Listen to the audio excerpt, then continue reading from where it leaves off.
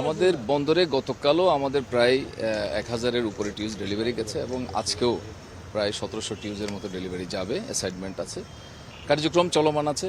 আমরা ভিতরে সবগুলো জাহাজের কার্যক্রম চলমান আছে এবং ইয়ার্ডের কার্যক্রম চলমান আছে। ডেলিভারি স্বভাবতই সকালের দিকে একটু কম প্রবেশ করে গাড়ি, তো বিকাল থেকে এখন ডেলিভারির কার্যক্রম চলবে এবং যারা যারা ডেলিভারি নিতে আগ্রহী কিংবা ইউজার যারা আছে তাদেরকে আহ্বান জানাবো যে তারা যেন তাদের কার্যক্রম সুষ্ঠুভাবে সম্পন্ন করে।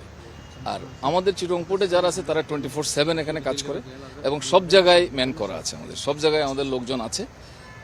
কেউ যদি বাইরে অপপ্রচার করে যে লোক নাই, কাজ নাই, ভিতরে যাবেন না, এগুলা কান না দেওয়ার জন্য আমরা অনুরোধ জানাবো। আসলে বদলির বিষয়টা হচ্ছে একটা স্বাভাবিক প্রক্রিয়া।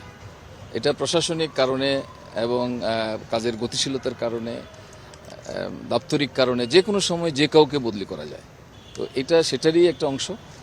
আর এরা জয়েন করেছে কিনা সেটা আমরা কনসার্ন যারা যেখানে তাদেরকে বদলি করা হয়েছে ওই স্পট থেকে আমরা যিনি চার্জে আছেন তার থেকে আমরা একটা রিপোর্ট নিব, তো ইনি আমাদেরকে জানাবেন তারা এখনো পর্যন্ত রিপোর্ট। এই বিষয়টা আমাদেরও কনসার্ন।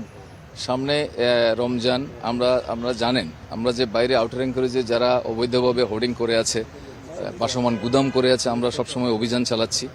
আজকেও অভিযান হচ্ছে, গত এক সপ্তাহ আগেও অভিযান হয়েছে এবং আগামী 2-1 দিনের মধ্যে আরও অভিযান হবে। আমরা চাই রমজানের আগে সব জায়গাতেই দ্রব্যমূল্য স্থিতিশীল থাকুক, ভোক্তারা যেন কোনো রকম ভোগান্তির শিকার না হয় সেই বিষয়টা নিশ্চিত করি। তবে এই সব কিছুকে সামনে রেখে এখানে কোনো বিশেষ মহল আমাদের কর্মচারীদেরকে কোনো ইন্ধন দিচ্ছে কিনা, কোনো রকম কোনো অবৈধভাবে কেউ এই ধরনের সুবিধা নেওয়ার পায়তারা করছে কিনা সেটা আমাদের একটু খেয়াল রাখতে হবে।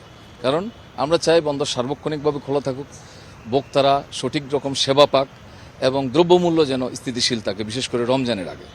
তো এই বিষয়টা একটু সবাইকে বিবেচনা করার আহ্বান জানাচ্ছি। এটা আসলে আমাদের সিদ্ধান্তের ব্যাপার। এটা আমরা যেটা বদলি করেছি এটা একটা প্রশাসনিক সিদ্ধান্ত, তো সেই সিদ্ধান্ত যদি ওনারা অমান্য করেন সে ব্যাপারে কর্তৃপক্ষ সিদ্ধান্ত নেবে।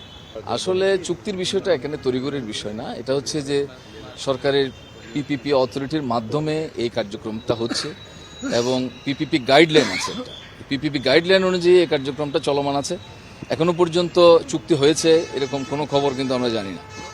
বাট এরকম কিছু হওয়ার আগেই সবাই যে এই ধরনের একটা এজিটেশন কিংবা এই ধরনের একটা মুভমেন্টে যাচ্ছে, এটা বিশেষ করে বন্দরের স্বাভাবিক কার্যক্রম এবং দ্রব্যমূল্য বৃদ্ধি সহ অন্যান্য ক্ষেত্রে প্রচুর প্রভাব ফেলছে, যেটা আমরা মনে করি যে এটা সঠিক হচ্ছে না। আমরা আসলে এ পর্যন্ত যে কর্মসূচি দিয়েছে সেটা আমরা ম্যানেজ করে যাচ্ছি। আমাদের কর্মকর্তা কর্মচারীরা 24/7 কাজ করে যাচ্ছে।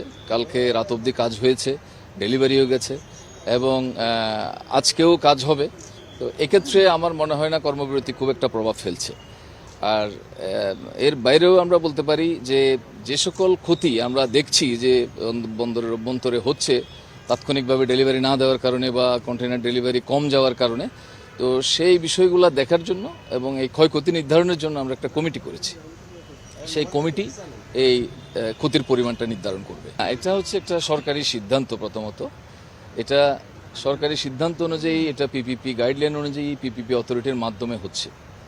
আমরা এখানে হলাম সরকারের সিদ্ধান্ত পেলে সেটা বাস্তবায়নকারী কর্তৃপক্ষ। তো সুতরাং সরকারি সিদ্ধান্ত যেভাবে হোক চট্টগ্রাম বন্দর কর্তৃপক্ষ সেটা বাস্তবায়ন করবে। চুক্তিটা হলে আপনারাও জানবেন, এটা আমি বারবার বলেছি, এটা পিপিপি অথরিটির মাধ্যমে হচ্ছে, পিপিপি গাইডলাইন অনুযায়ী হচ্ছে। এখানে আবারও বলছি আমি, এটা বন্দর কর্তৃপক্ষ এই ধরনের সরকারি সিদ্ধান্ত পেলে সেটা বাস্তবায়ন করবে।